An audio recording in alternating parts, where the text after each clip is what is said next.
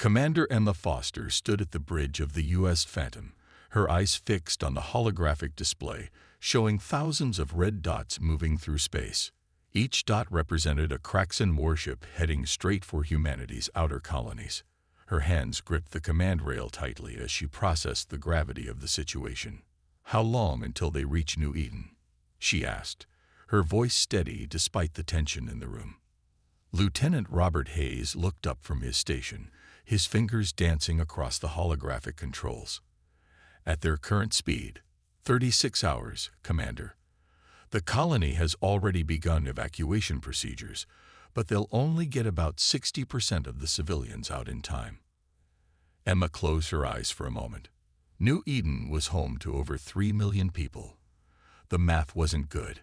She opened a communication channel to Earth Command, knowing what their response would be. The U.S. Phantom was humanity's best-kept secret, until now. "Commander Foster," Admiral Chen's hologram appeared in the center of the bridge. "I assume you're seeing the same data we are." "Yes, sir. Request permission to engage." The Admiral's expression remained neutral, but Emma could see the worry in his eyes. "The Phantom hasn't been tested in actual combat yet. Are you confident in your crew?" Emma looked around the bridge. Chief Engineer David Miller was at his station, running final checks on the phase shift drive. He had helped design the revolutionary system, and there was no one who understood it better. The man had barely slept in the past week, fine-tuning every component. "We're ready, sir," she replied. "Engineer Miller has certified the phase shift system at 98% efficiency. That's better than any of our test runs." The Admiral nodded slowly. "You understand what's at stake here, Commander. If the phase shift technology works as intended, it could change the course of this war. If it fails," he left the sentence hanging.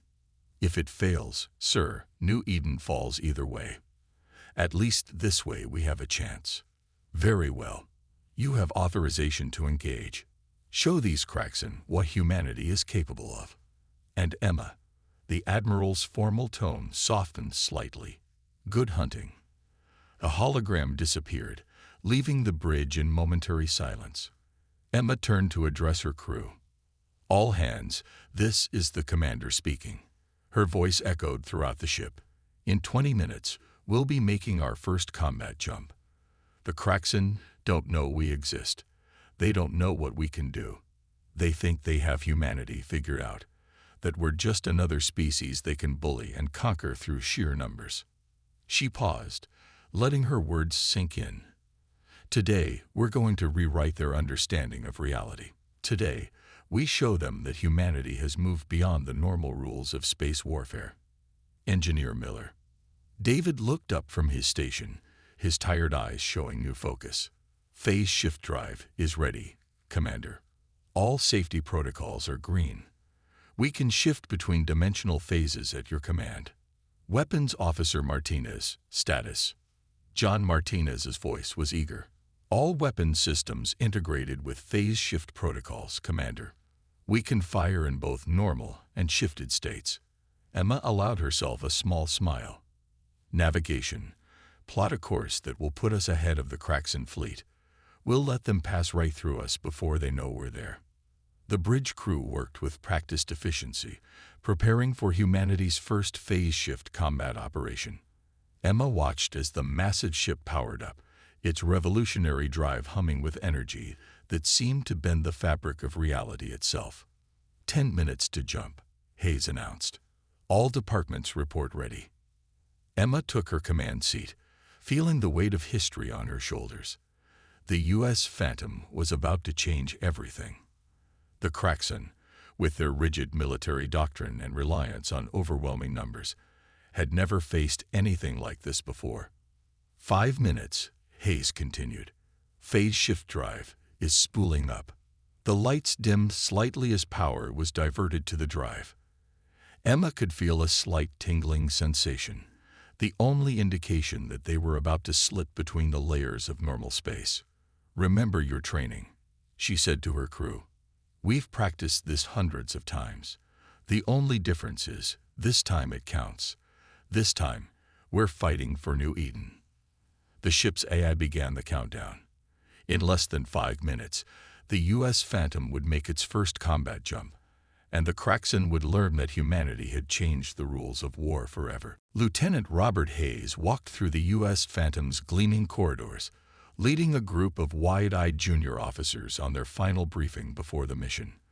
They stopped in front of the massive observation window overlooking the phase shift drive core, its blue-white energy pulsing like a living heart.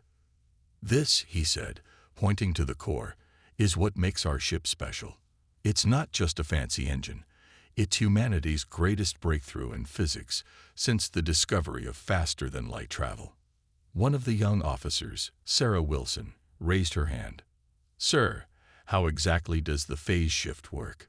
The basic training manual wasn't very clear. Hayes smiled. He remembered having the same questions when he first joined the project. "Think of reality like a book," he explained, pulling out a small notebook from his pocket. "Normal space is like one page. What the phase shift drive does is let us slip between the pages. When we're between phases, normal matter can't touch us. We can pass right through it." The core pulsed brighter, as if emphasizing his point. Down below, Chief Engineer David Miller worked with his team, making final adjustments. Even from this distance, Hayes could see the dark circles under Miller's eyes. First Officer Lisa Cooper's voice came over the ship's comm system. "All personnel, this is the XO. Combat stations in 15 minutes. Complete your final checks." Hayes turned back to his group. "Any last questions before we head to our posts?" A young technician named Kevin Brown spoke up. "What happens if the drive fails while we're between pages?" It was the question everyone feared but needed to ask. Hayes took a deep breath. "The drive has triple redundancy. If one system fails, 2 more take over instantly. But if all 3 failed," he paused, choosing his words carefully, "we would snap back to normal space. As long as we're not passing through any solid matter at the time, we'd be fine." "And if we are passing through something?" Kevin asked, his face pale. "Then the mission would be over very quickly," Hayes replied honestly. "But Engineer Miller has run over 10,000 simulations. The chance of total drive failure is less than getting hit by lightning while winning the lottery." The group moved to the main engineering deck, where they found Miller testing the phase synchronizers. The chief engineer looked up as they approached, his hands covered in conductive gel used to fine-tune the quantum circuits. "Everything good down here, David?" Hayes asked. Miller nodded, wiping his hands on a cloth. "Better than good. I've increased stability by another 2% since this morning. We could phase through a star and not feel a ripple." The ship's AI announced. 10 minutes to combat stations. All personnel report to designated positions." Hayes dismissed his group, watching as they hurried to their posts. He caught Miller staring at the drive core, a worried look on his face. "Having second thoughts?" Hayes asked quietly. Miller shook his head. "No, just thinking about the implications. We're about to change warfare forever, Robert. After today, every species in the galaxy will know that solid walls mean nothing to humans anymore. No defense will be truly safe." He turned to face Hayes. "It's like we're about to tell the galaxy that their locks don't work anymore." "Better their locks than our colonies," Hayes replied. He understood Miller's concern. This technology would change everything. But with the Kracken threatening human worlds, they needed every advantage they could get. The ship's lighting shifted to combat configuration, bathing everything in a soft red glow. Hayes and Miller headed to their stations, passing crews running final system checks. In the ship's mess hall, they saw crew members sharing quick meals, some praying, others sitting in silent contemplation. Commander Foster's voice filled the ship. "All hands, this is the commander. Phase shift drive will engage in 5 minutes. Remember your training. Remember what we're fighting for." Foster out. Hayes reached his station on the bridge, bringing up the phase synchronization displays. Around him, the crew worked with focused intensity. First Officer Cooper was reviewing emergency procedures one last time. Weapons Officer Martinez ran targeting drills with his team. The massive Kracken fleet was visible on their long-range sensors now. Thousands of ships moving in their rigid, predictable formations. They had no idea that humanity had just changed the rules of physics itself. 2 minutes to phase shift, the AI announced. Hayes looked at his displays, all showing green. The technology they had worked so hard to perfect was about to face its ultimate test. In 2 minutes, they would find out if humanity's greatest technological leap would become their greatest victory, or their most expensive failure. The bridge of the U.S. Phantom fell silent as the Kracken fleet came into visual range. Thousands of arrow-shaped warships moved through space in perfect formation, their dark hulls reflecting the light of distant stars. At the center of their fleet was the massive command ship of High Commander Zexthor, nearly 5 times the size of a normal battleship. Commander Emma Foster watched the enemy fleet through the main viewport. "Status of phase shift drive," she asked quietly. "Holding steady at optimal levels," Engineer Miller reported from his station. "We're completely out of phase. Their sensors can't detect us." On the Kracken command ship, High Commander Zexthor stood proudly before his officers. His gray, scaled skin and sharp features reflected his species' predatory origins. A junior officer approached him with a data pad. "High Commander, our advanced scouts report the human colony is beginning evacuation procedures," the officer said. "Their defensive fleet is small, only 20 ships." Zexthor laughed, a harsh sound that made his subordinates flinch. 20 ships against our 2,000. These humans are even weaker than we thought. Prepare the first wave for attack. Show them how the Kracken Empire deals with inferior species. Back on the Phantom, the crew watched as the Kracken fleet split into attack formations. Lieutenant Hayes monitored their communications. "They're targeting New Eden's defense fleet first," Hayes reported. "They haven't detected us at all." Officer Rachel Wilson studied the alien movements from her tactical station. "Look at their formation. It's exactly like their training manuals described. They always attack in waves, overwhelming their enemies with pure numbers." Commander Foster nodded. "They're predictable. That's their weakness." She pressed a button on her command chair. "All hands. This is the commander. In 5 minutes, we will phase shift directly through the heart of their fleet. Remember, in phase shift state, their weapons can't touch us. But when we shift back to fire, we'll be vulnerable for 3 seconds. Every shot must count." The crew acknowledged her orders, their voices steady despite the tension. They had trained for this moment for months. The phase shift technology wasn't just a defense. It was their key to victory. On the Kracken command ship, Zexthor was preparing to give the attack order when one of his sensor officers called out in confusion.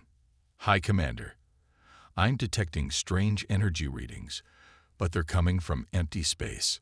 Zexthor growled in irritation. "Check your equipment. Space does not produce energy readings on its own." "The readings are real, sir," another officer confirmed, "but they don't match anything in our database. It's as if something is there, but also not there."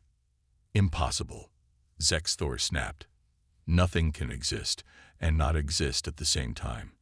Run a full sensor sweep." Aboard the Phantom, Foster watched the enemy's confusion with grim satisfaction. They sense something's wrong, but they don't understand what. "Officer Martinez, are weapons ready?" "Yes, Commander," Martinez replied from his station. "All phase shift compatible weapons are charged and locked on target. We can hit their command ship the moment we shift back to normal space." First Officer Cooper looked up from her console. "Commander, the Kracken are launching fighter scouts toward our position. They still can't see us, but they know something's here." Foster straightened in her chair. This was the moment that would change everything. "All hands, prepare for combat phase shift." Engineer Millard, status. "Phase shift drive is performing perfectly," Miller reported. "Ready to execute on your command." The Kracken fighters approached the space where the Phantom waited, invisible and intangible. Their sensors swept the area repeatedly, trying to make sense of the impossible readings they were receiving. "Look at them," Hayes said softly. "They're about to fly right through us." Foster watched as the first Kracken fighter passed straight through the Phantom's hull, its pilots unaware that they had just flown through humanity's greatest technological achievement. "Let them wonder for a few more seconds," Foster said. "Let them question everything they think they know about reality." She paused, then pressed her command button again. "All hands, this is it. In 30 seconds, we show the Kracken that humanity has changed the rules. Prepare to phase shift back to normal space on my mark." The bridge crew tensed, ready for action. In moments, they would reveal themselves to an enemy who thought they knew everything about warfare. They were about to learn how wrong they were. "Phase shift complete in 3, 2, 1, mark," Engineer Miller called out.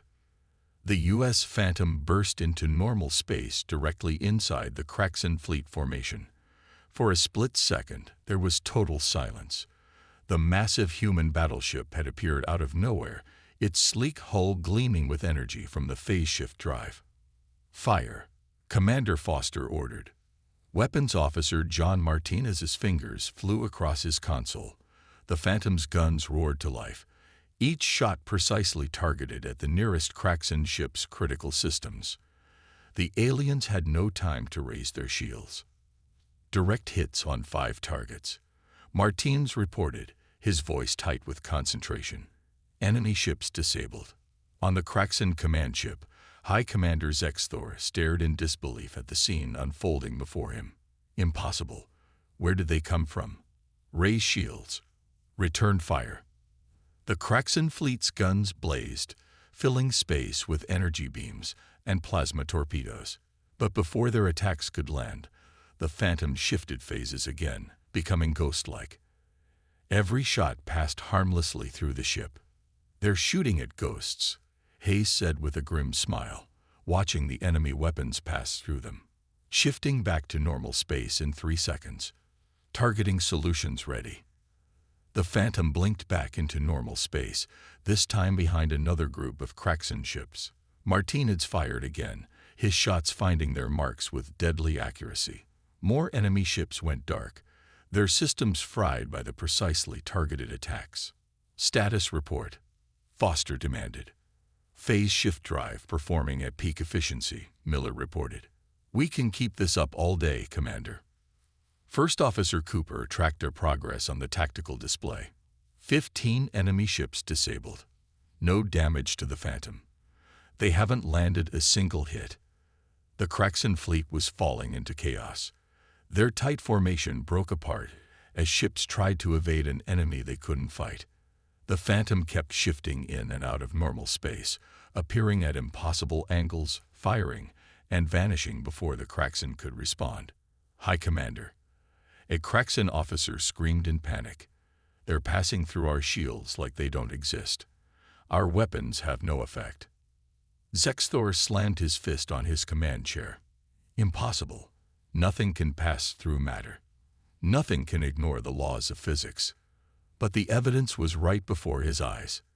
The human ship appeared again, this time passing straight through one of his largest battleships. As it passed through, its weapons fired from inside the Kracken ship's shields, destroying critical systems with surgical precision. "This isn't a battle," Rachel Wilson observed from her station. "It's a demonstration." Commander Foster nodded. "Exactly. Martinez, target their flagship's weapons systems. Let's send High Commander Zexthor a personal message." The Phantom shifted phases once more, appearing directly above the Kracken command ship. Martinez fired a full spread of weapons, each shot passing through the flagship's hull as if it were made of smoke. When the Phantom shifted back to normal space, the damage was done. "Direct hits on all targeted systems," Martinez reported. "Their flagship is defenseless."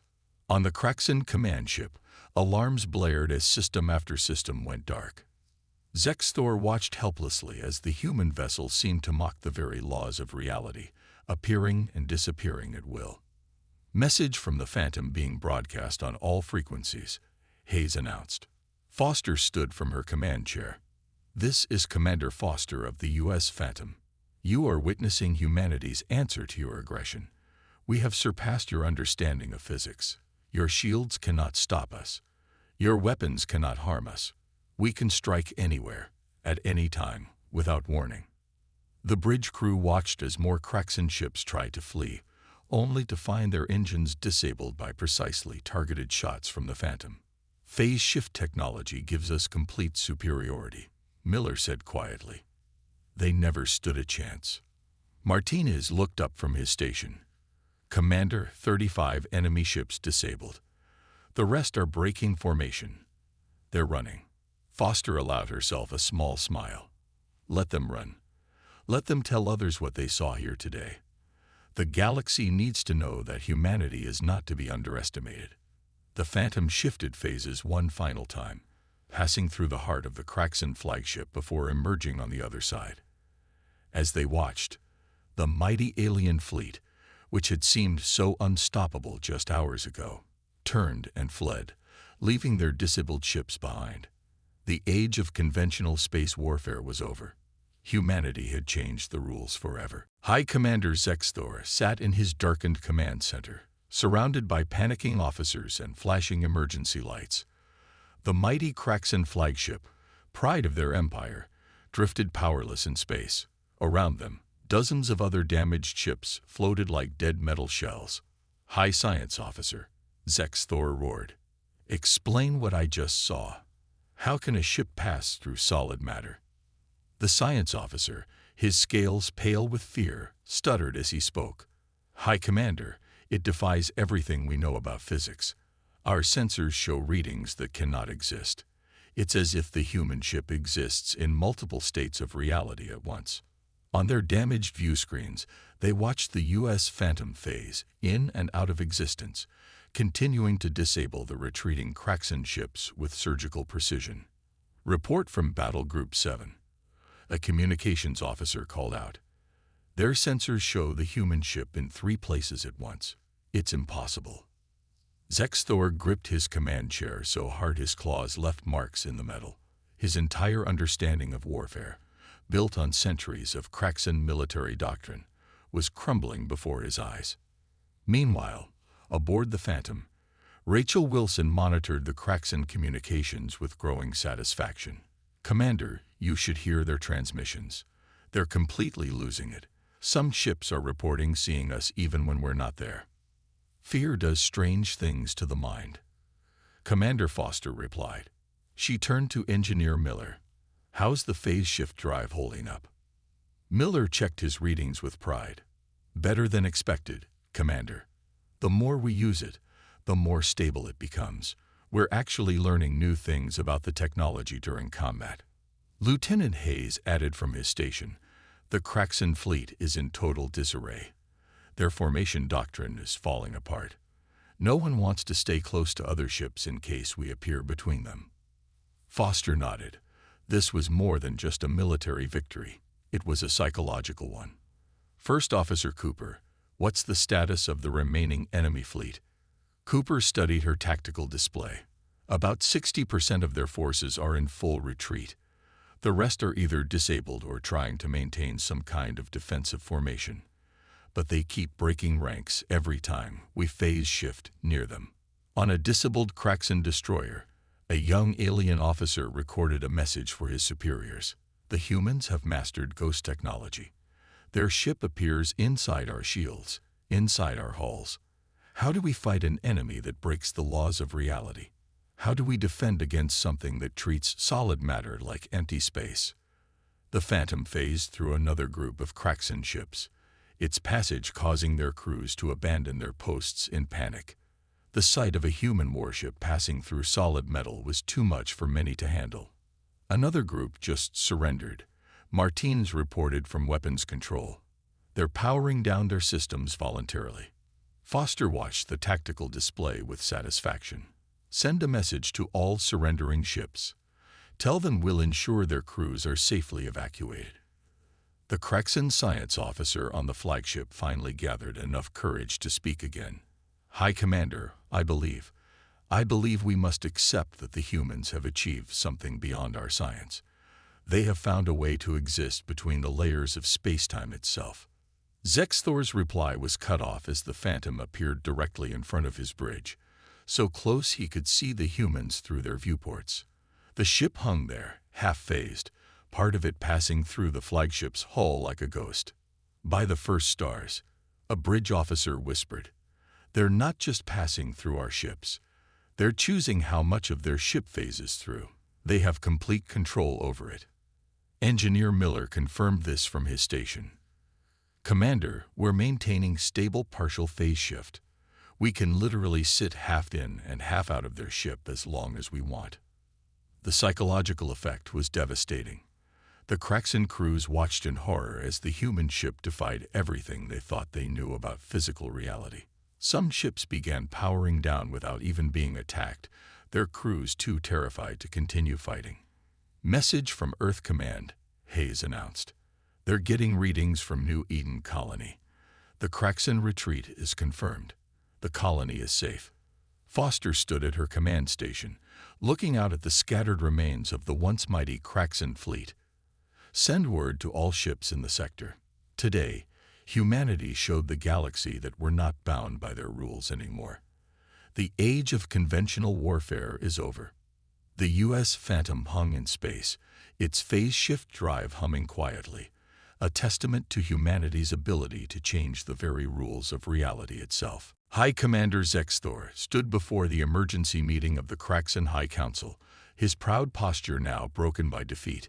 The massive council chamber, usually filled with the confidence of an expanding empire, now echoed with whispers of fear. "Explain yourself, Commander," the first council elder demanded. "How did a single human ship defeat our largest battle fleet?" Zexthor played the battle recordings. The council chamber fell silent as they watched the U.S. Phantom phase through solid matter, appearing and disappearing at will. Several council members gasped as they saw the human ship pass straight through their flagship's hull. "This is impossible," one council member said. "Our scientists say matter cannot pass through matter." "The humans have broken the rules," Zexthor replied, his voice heavy. "They have found a way to shift between realities. Our weapons are useless. Our shields mean nothing. They can strike anywhere, at any time." Meanwhile, aboard the U.S. Phantom, Rachel Wilson compiled the data from the battle. She watched through various ship recordings as Kracken crews abandoned their posts, their organized military discipline crumbling in the face of something they couldn't understand. "Commander Foster," Wilson called out, "you should see these reaction recordings. Some Kracken ships started surrendering just from seeing us phase through nearby vessels. The psychological impact was even greater than we expected." Foster nodded, reviewing the reports on her command screen. "Send everything to Earth Command. They'll want to know exactly how effective this strategy was."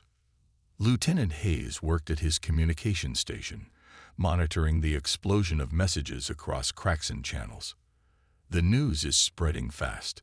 Every Kracken ship in the sector is transmitting warnings about the ghost ship that can ignore physical laws." Back in the Kracken Council chamber, the debate grew heated. "We must find a defense against this technology." One council member shouted, "How do we defend against something that treats our strongest walls like empty space?" Another countered, "This changes everything about warfare." Zexthor raised his hand for silence. "There's more. The humans sent us a message after the battle. They ordered me to deliver it to this council." He pressed a button, and Commander Foster's voice filled the chamber. "To the Kracken High Council, what you witnessed today was not our only ship with phase shift capability. It was merely the first to be revealed. Even now, more phase shift vessels are being built in our shipyards. Think carefully about what this means for the future of warfare." The council chamber erupted in chaos. The idea of an entire fleet of ghost ships, able to strike anywhere at will, sent waves of panic through the assembled leaders. On the Phantom, Engineer Miller showed Foster the latest readings from the phase shift drive. "The technology performed better than our best simulations, Commander. We can make the next generation of ships even more effective." First Officer Cooper added, reports coming in from other sectors. 3 Kracken invasion fleets have already retreated from human space. They're not willing to risk facing another phase shift ship. Foster allowed herself a small smile. Send a final message to Earth Command. Tell them phase shift operation. Reality break was a complete success. The Kracken Empire now knows that the age of traditional space warfare is over. In the council chamber, the First Elder called for order. High Commander Zexthor, what are your recommendations? Zexthor stood straight, his pride broken but his mind clear. We must immediately halt all military operations against human space. We cannot fight an enemy that can appear inside our strongest ships at will. The humans have not just defeated us in battle, they have made our entire way of warfare obsolete. The council members looked at each other in shocked silence. The Kracken Empire, which had conquered dozens of species through superior numbers and firepower, now faced an enemy that had changed the fundamental rules of combat. Very well, the First Elder declared. Send word to all fleet commanders. All operations against human territories are to cease immediately.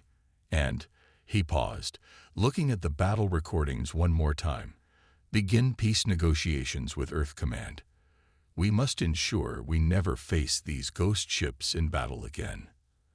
As the council session ended, Zexthor watched the final moments of the battle recording.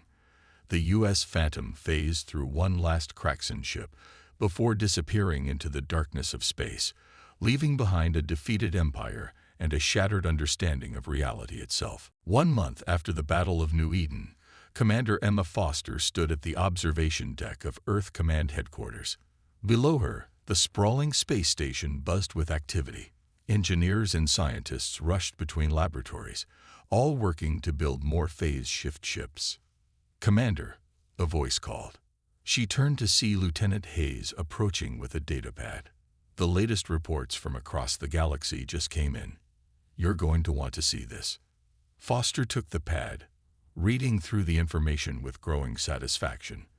The news of the U.S. Phantom's victory had spread far beyond Kracken space. Every major species was reassessing their military strategy. 3 more empires have requested peace talks, Hayes said. Nobody wants to risk facing a phase shift ship in battle. The Kracken's defeat scared them all.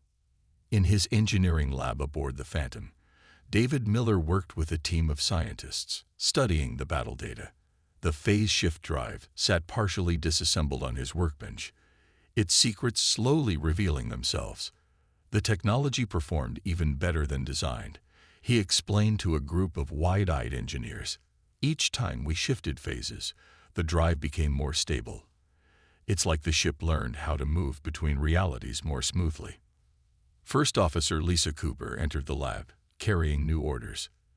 The Admiral wants an update on the next generation of phase shift ships, she said. How soon can we build more? Miller smiled, pointing to his improved designs. We've already solved the main power consumption issues.